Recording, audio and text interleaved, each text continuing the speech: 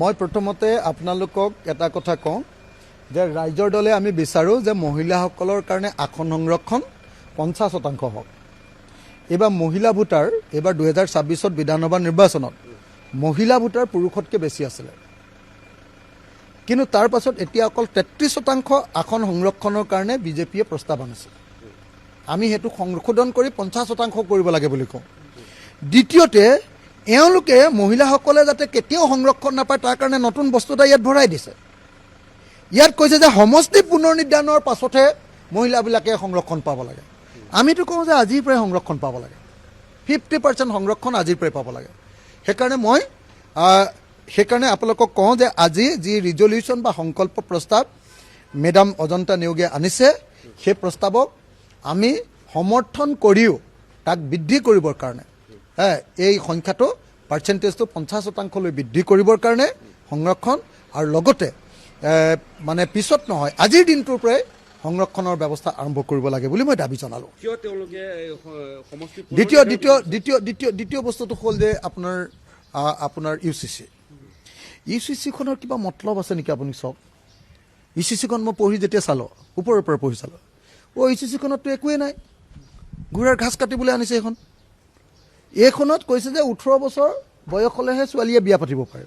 সেইটো হিমন্তই ক'বলগীয়া কথা নি? আগৰ পৰাই গোটেই ভাৰতীয় এক অসমৰ এক চবতে লিখাই আছে 18 আৰু 21, পুৰুষ 21 বছৰ, এইটো আগৰ পৰাই আছে, হয়নে নহয় কওক? এতিয়া হিমন্ত বিশ্ব শৰ্মাই আকৌ নতুন বোলে ইউচিচি আনিব লাগে 18 বছৰ ছোৱালী 21 বছৰ ল'ৰা বিয়া পাতিবৰ কাৰণে। তো এনেকুৱা ধৰণৰ দগধা কথা কৈ এই বিধানসভাৰ সময় নষ্ট কৰিছেনে নাই আপোনালোকে কওক।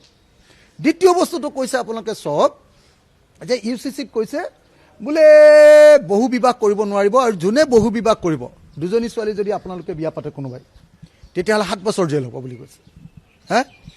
সেইটোতো আমি 2025 চনত the Assam prevention of polygamy act 2025 আনিলোঁ। আনি তাতেই লিখি আমি এক কৰি পেলালোঁ যে কোনোবাই 2বাৰ বিয়া পাতিবিতো, 3বাৰ বিয়া পাতিবিতো 7 বছৰ জেল। সেইটো আকৌ ইউচিচি আনিবলৈ কি প্ৰয়োজন আছে? এই ইউচিচিখনত আহিলে কি নতুন বস্তু?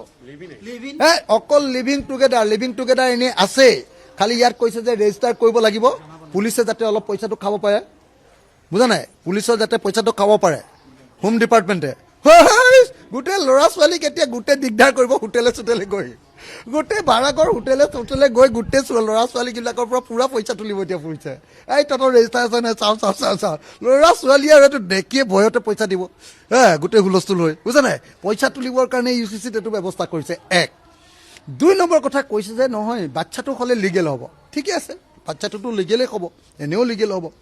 তৃতীয় কথাটো তাত যিটো কৈছে যে আগতে ডাইভৰ্চ কৰিলে, যদি ছোৱালীয়ে ডাইভৰ্চ কৰে ছোৱালীয়ে কম্পেনচেশ্যন দিব লাগে, ক্ষতিপূৰণ।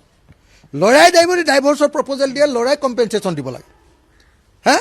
এতিয়া ইয়াত ক'লে যে যদি সেই এতিয়া এই হেৰিটোত কি কয় কি একেলগতে যদি লিভিং টুগেডাৰ, যদি যুৱক এতিয়া লিভিং টুগেডাৰত যদি মানে এইটো ভাগি যায়, আঁতৰি দিয়ে, তেতিয়াহ'লে অকল ছোৱালীজনীয়েহে কম্পেনচেশ্যন পাব, ল'ৰাই কোনো কম্পেনচেশ্যন নাপায়। অৰ্থাৎ ছোৱালীজনীয়ে বিট্ৰে কৰিব পাৰিব, ল'ৰাই বিট্ৰে কৰিব নোৱাৰিব, এই কথাটো কৈছে। তাৰ পাছত এতিয়া লাষ্ট আৰু এটা বস্তু, মুছলমানসকলক মানে এনেইতো আনিছেতো মুছলমানবিলাকক ডিষ্টাৰ্ব দিব পাৰোঁ নেকি বুলি ভাবি, হয়নে নহয়? এইখনটো আনিছে যে হিন্দু মুছলমান ৰাজনীতিটো মাজে মাজে কৰি থাকিব লাগে। তো ইয়াত কি আনিলে? এটাই বস্তু, চৰিয়েট আইনত কৈছে যে কি কয় আপোনাৰ যে বিয়া হৈ গ'লে ছোৱালীজনীয়ে দেউতাকৰ প্ৰপাৰ্টি, দেউতাকৰ ঘৰৰ প্ৰপাৰ্টি আধা পায়, ল'ৰাটোতকৈ আধা পায়। এতিয়া ইয়াত কৈছে বৰাবৰ হ'ব, সমানে পাব। এইটোৱে ডিফাৰেঞ্চ। এইটো আনিবৰ কাৰণে ইমান ডাঙৰ ইউচিচি ঢোল পুতাৰ কি প্ৰয়োজন আছিলে?